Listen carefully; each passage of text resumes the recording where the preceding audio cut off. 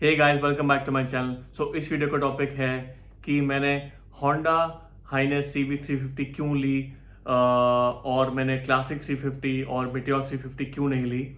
इसके कुछ रीजंस मैंने लिस्ट डाउन करे हैं अपनी नोटबुक में एंड वो मैं आपको बताने वाला हूँ इस वीडियो में। एक disclaimer before I start this video कि मैं किसी भी ब्रांड को हेट नहीं करता हूँ।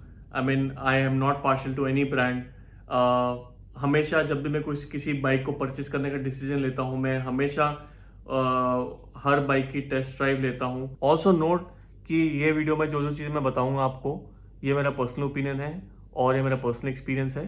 सो आई एम श्योर ये डिफर करेगा।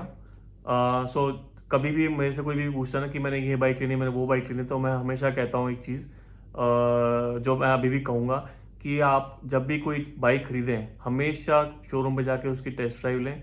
अगर आपके फ्रेंड के पास वो बाइक है तो वो आप उनसे बोरो करके आप टेस्ट राइड ले सकते हैं, but test ride is very very important. और यही चीज़ मैंने करी before buying the H'ness 350। So इस वीडियो का जो प्रेमाइस है ना, वो मैं ये सेट करने वाला हूँ कि मैंने एक 20,000 किलोमीटर चली हुई हाइनेस 350 चलाई तो 2 साल पुरानी है, और मैंने एक रेंटल मिटियोर 350 चलाई जो चली हुई थी 24,000 किलोमीटर। सो ये इस वीडियो का मतलब एक तरह से बाउंड्री है या प्रेमाइस है या बेसिस है जिस पे मैंने ये डिसीजन लिया। अब हो सकता है कि वो सही हो या गलत हो, वो तो आपका कॉल है, बट मेरे हिसाब से मेरे को जो सही लगा मैंने वो कॉल ली एंड मैं वही आपसे शेयर करने वाला हूँ अभी इस वीडियो में। मैंने इसमें क्लासिक 350 की भी टेस्ट ड्राइव ली थी। सो उसमें तो ये था कि मतलब वो तो शोरूम पे आप जाते हो तो टेस्ट ड्राइव तो मतलब क्या ही मिलती है। मैंने बस 4-5 किलोमीटर चलाई थी classic 350 and that was my test drive experience with Royal Enfield. हाँ, बट ये है कि मैंने मिटियोर काफ़ी लंबी चलाई। मैंने मिटियोर कम से कम 350 किलोमीटर चलाई थी just to give a fair chance to Royal Enfield, so that मेरे को ये ना लगे कि यार मैंने ये ले लिया तो मैंने वो नहीं देखा, एक बार शायद हो सकता था वो बेटर हो तो वो देख लेता। तो मैंने उसको भी एक फेयर चांस दिया and then only I took this call कि नहीं, मुझे एक्स ब्रांड के साथ जाना है instead of the Y brand. So मैंने ऐसे डिसीजन लिया। इस इवेल्यूएशन प्रोसेस से मैंने हंटर 350 को एक्सक्लूड कर दिया सिंपली बिकॉज कि मैं 6 फीट 2 इंचेस टॉल हूँ और वो बाइक मेरे सामने बिल्कुल भी ऐसे लगती है जैसे बहुत छोटी सी टॉय बाइक हो। मुझे इसको चलाने के बाद ऐसा फील आया है कि चींटी के ऊपर हाथी बैठ गया हो। सो वैसी मुझे फील आ रही थी। So nothing nothing I mean nothing against Hunter. Hunter अच्छी बाइक है, बट मेरे हाइट के हिसाब से मेरे को लगा कि नहीं आ रही, तो मैंने हाइट की वजह से एक्सक्लूड कर दिया ऑप्शन। सबसे पहला पॉइंट मैं आपके साथ डिस्कस करने वाला हूँ वो है वाइब्रेशंस या रिफाइनमेंट लेवल या NVH लेवल कह सकते हो। NVH मतलब नॉइज, वाइब्रेशंस, हार्शनेस।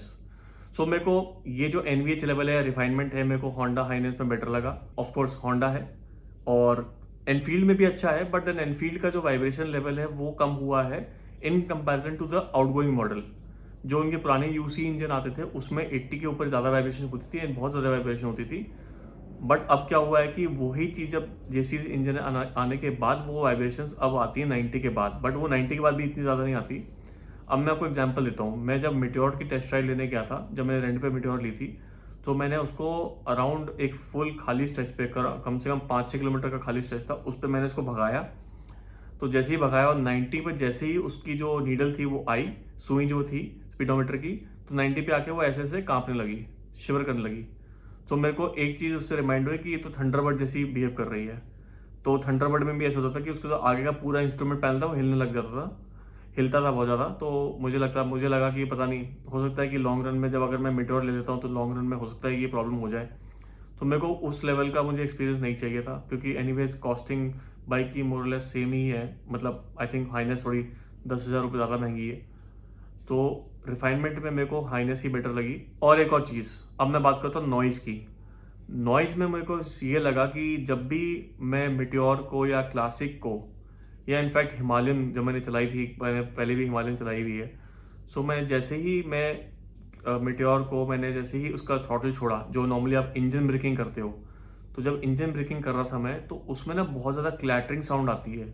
अब वो पता नहीं आपको आती है नहीं आती, बट मैंने जब चलाई थी तो हमेशा जब भी मैं इनफील्ड चलाता हूँ तो मेरे को ये बहुत गंदी क्लैटरिंग साउंड आती है जब वो आपको उसको इंजन ब्रेक करते हो। कि मतलब जैसे आप चला रहे हो तो आपने क्लच छोड़ा, एक्सीलेटर छोड़ा, बाइक स्लो हो रही है, तो जब वो स्लो होते टाइम ना उसको बहुत अजीब सा साउंड आता है। वो चीज़ होंडा में बिल्कुल एब्सेंट थी।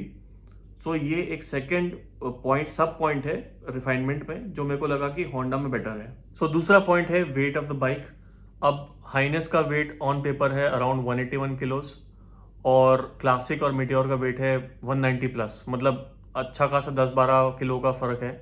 और ये फ़र्क मैंने नोटिस किया ट्रैफिक में चलाने के बाद। जितनी आसानी से मैंने हाइनेस को ट्रैफिक में चलाया, मतलब फ़िल्टर करा, कहीं से भी निकाली मैंने बाइक बहुत आराम से, ऐसा लग रहा था जैसे मैं कोई मतलब 150 सीसी की बाइक चला रहा हूँ या मतलब 200 सीसी की बाइक चला रहा हूँ। वो चीज़ मेरे को लगी कि बहुत अच्छी लगी मेरे को हाइनेस में कंपेयर टू मिटियोर या फिर क्लासिक। अब मिटियोर क्लासिक का वेट इतना ज़्यादा है कि मतलब अब आपने जैसे मिटियोर को बना दिया क्रूज़र बाइक। अब क्रूज़र बाइक तो है, क्रूज़र बाइक में क्या होता है कि आपकी थोड़ी सी टांगें आगे को होती हैं एंड मतलब हैंडल ऊपर को ऐसे होता है, ऐसे करके होता है हैंडल ऊपर को। सो उसमें यही होता है कि आपका जो वेट है ना वो बहुत अनइवनली डिस्ट्रीब्यूटेड रहता है। तो शार्प टर्न्स में या मतलब सडन टर्न्स में तो आपको डिफ़िकल्टी होगी स्पेशली यू टर्न करते टाइम। तो वही चीज़ मेरे को डिफ़िकल्टी फेस हुई। तो मेरे को ये लगा कि I think H'ness will be a better handler, क्योंकि मुझे ज़्यादातर ये बाइक चलानी सिटी में। और होता क्या है कि अगर आप लॉन्ग टूर पर जाते हो तो उस टाइम पे आपको लगेज भी लोड करना पड़ता है। तो सोचो लगेज का वेट प्लस बाइक का वेट, तो मतलब कम से कम 250-300 किलो तो आप ऐसे ही ले जा रहे हो। तो वो बहुत मैटर करता है। तो इस मामले में भी मेरे को लगा कि H'ness is a better deal compare to the Enfield Meteor और द क्लासिक। थर्ड पार्ट है हैंडलिंग।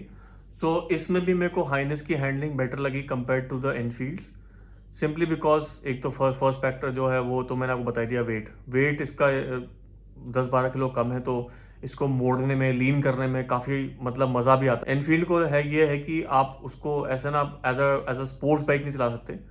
तो मुझे ये लगा कि ना, जो मेरा पर्सनल ओपिनियन यही है कि मतलब थोड़ा सा मेरे को लगा कि जो हाइनेस 350 है या फिर इनफैक्ट RS 350 है वो थोड़ा स्पोर्टियर राइडिंग के लिए, थोड़ी सी स्पिरिटेड राइडिंग के लिए ठीक है कंपेयर टू द क्लासिक और द मिट्योर और क्लासिक। एक्चुअली जो एनफील्ड्स हैं ये they are more meant to do more relax riding. आप इसको आराम से चलाओ 80 पे, तो वो उसके लिए ठीक है। बट अगर आपको थोड़ी सी स्पिरिटेड राइडिंग करनी है, थोड़ा सा फास्ट चलाना है और आपको मतलब टर्न वर्न अच्छे का एग्रेसिव टर्न देने हैं, तो I think H'ness is a better handler. चौथा पॉइंट मैं आपके साथ डिस्कस करने वाला हूँ वो है इसकी बिल्ड क्वालिटी। मतलब जैसे ही मैं हाइनेस को पहली बार देखा तो मेरे को ये लगा कि इसकी बिल्ड क्वालिटी बहुत अच्छी है। मतलब आप इसका पेंट देख लो, इसके स्विच गियर देख लो, इसका क्रोम का जो हैंडल बार है वो देख लो, इसकी जो इंस्ट्रूमेंट क्लस्टर जो जो उसका डिजिटल कंसोल है उसकी बिल्ड देख लो। मतलब इतना इतना वो क्या क्या कहते हैं उसको, अटेंशन टू डिटेल दिया गया है इस बाइक पे कि कहीं से भी नहीं लगता कि आपको ना ये मतलब अनइवन सा शेप है या फिर कहीं से कुछ वायर निकल रही हो, बहुत अजीब सा लग रहा हो, खाली खाली लग रहा हो बाइक को देख के। बहुत ही कॉम्पैक्ट बाइक बनाई है इन लोगों ने। तो आई थिंक उस हिसाब से भी मेरे को ये बेटर लगी, हाइनेस बेटर लगी। अब एनफील्ड मैंने देखा, एनफील्ड की बिल्ड क्वालिटी भी अच्छी होगी काफ़ी compare to the previous models. Over the years Enfield ने काफ़ी इंप्रूव किया है and hats off to them.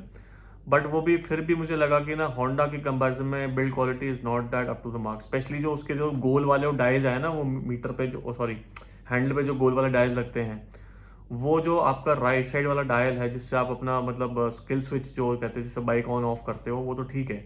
But problem तब होती है जब आपको high beam low beam use करना है, जो लेफ्ट साइड में है उसका गोल वाला।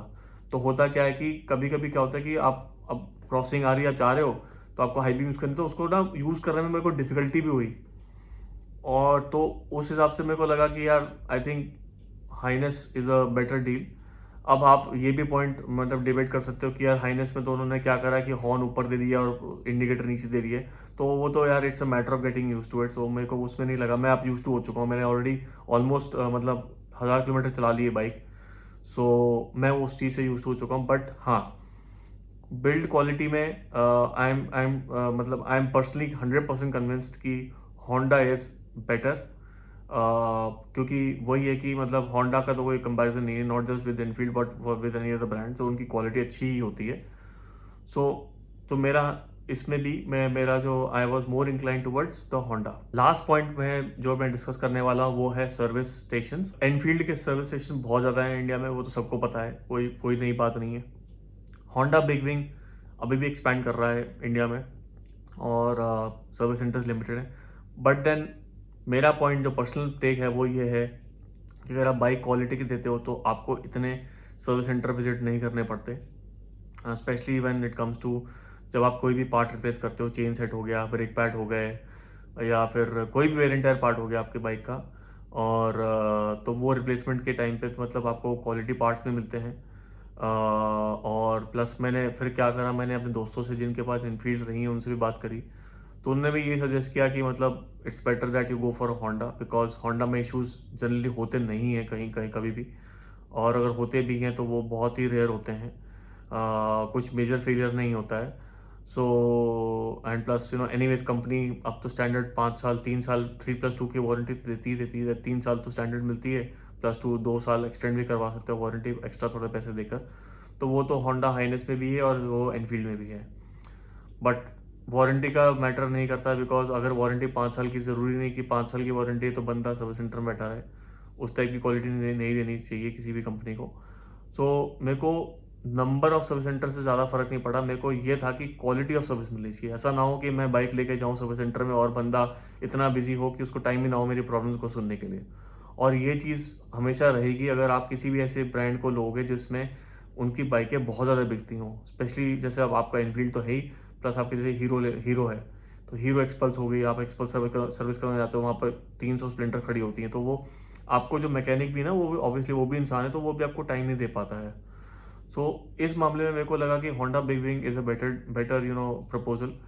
कि चलो, मैं जब अभी फर्स्ट सर्विस करवाने गया था तो उधर भी मैंने देखा कि ज़्यादा लोग नहीं थे, एंड आराम से मेरा मैकेनिक जो था वहाँ पर, उनका टेक्नीशियन जो था, मैंने उनको प्रॉब्लम्स बताई, उन्होंने प्रॉब्लम्स को सुना, नोट किया, और उसके बाद उन्होंने उस पर वर्क किया, और उन्होंने बताया कि ये चीज़ें हमने फिक्स कर दी हैं। तो ये सब चीज़ें बहुत मैटर करती हैं। इट इज़ नॉट जस्ट कि आपने बस पैसे फेंके और आपने बाइक ले ली, ये तो एक पार्ट है ओनरशिप का, बट असली जो ओनरशिप स्टार्ट होती है वो होती है उसके बाद, जब आपके बाइक शोरूम से बाहर चली जाती है, और उसमें अगर कंपनी लापरवाही करती है या फिर कुछ कमियां रह जाती हैं, तो वो फिर आपका ओनरशिप का एक्सपीरियंस बहुत ही ख़राब हो जाता है, चाहे वो कोई भी ब्रांड हो, चाहे होंडा ही क्यों ना हो। तो मेरे को लगा comparatively, I think after getting feedback from my friends who own a Enfield, तो मेरे को ये लगा कि it's better that I go for a Honda. And मेरे फर्स्ट सर्विस का एक्सपीरियंस बहुत अच्छा रहा। मेरे को कोई भी प्रॉब्लम नहीं आई। ऑफ कोर्स अभी और भी सर्विसेज करवानी होंगी तो तब देखेंगे तब कैसा एक्सपीरियंस रहता है, तो तब मैं आपको शेयर करने वाला हूँ। बट ओवरऑल मेरे को लगा कि Honda as a bike plus the after sales service कि overall as a package better है कंपेयर टू एनफील्ड। अरे भाई, पावर और टॉर्क की बात करना तो भूल ही क्या।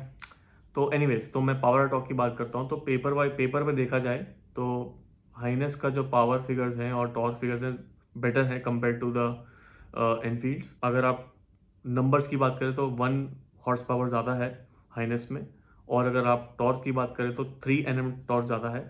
तो एनफील्ड का 27 Nm है और हाइनेस का 30 Nm। ये चीज़ मैंने रियल वर्ल्ड कंडीशन में फेस करी। जैसे ही अगर आप पावर की बात करें तो पावर ज़्यादा लगती है मेरे को हाइनेस में, because may be it's the weight, because आप पेपर पे देखो तो डिफरेंस ज़्यादा नहीं है, बट सिंस इस बाइक का वेट 10-12 किलो कम है, तो वो पावर जो आपको फील होती है ना, वो अच्छी फील होती है कंपेयर टू द एनफील्ड।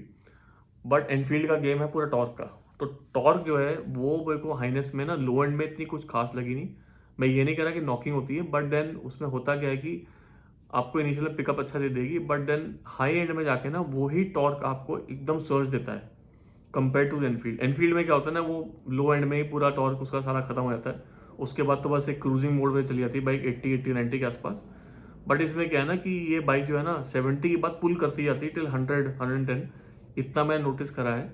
और जबकि मैंने बाइक अराउंड 90 तक चलाई है, बट आई नोटिस 70-90 भी ना जो टॉर्क का सर्ज है वो बहुत ही अच्छा रहा है। बट हो सकता है अब उसके बाद टॉर्क डिलीवर ज़्यादा ना हो, तो बट हाँ, वो मैंने एक चीज़ नोटिस करी कि हाइनेस में हाई एंड में टॉर्क का डिलीवरी बहुत अच्छा लगा कंपेयर टू एनफील्ड। एंड मैं वैसे ही राइडिंग स्टाइल भी मेरा वैसा ही है थोड़ा बहुत। तो गाइस, कैसा लगा आपको मेरा वीडियो? ये कुछ 4-5 पॉइंट थे जो मैंने ऑब्जर्व करे, पर्सनली एक्सपीरियंस करे after taking test rides of these bikes.